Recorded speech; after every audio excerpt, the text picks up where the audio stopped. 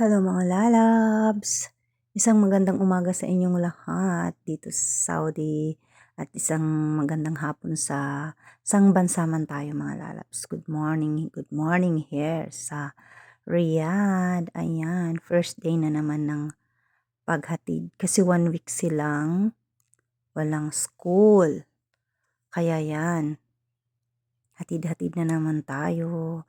Sang bansa man tayo mga lalabs, mag-iingat tayo. Routine natin ng everyday sa paghatid ng bata. Talagang tiyaga-tiyaga tayo kasi trabaho natin maaga magising. And thank you naman at mayroon after nitong paghatid mayroon naman tayong pahinga ng mga ilang oras. So tiyaga-tiyaga lang habang andito pa. Ipon-ipon tayo mga lalabs. Huwag tayong kumbaga gastos doon, gastos dito. Kailangan isipin na natin ang self. Lalo na tayo ay pagurang-gurang na tayo. So talagang ayan. At sana gabayan tayo ni Lord kung tayo ay saan mang ating punta.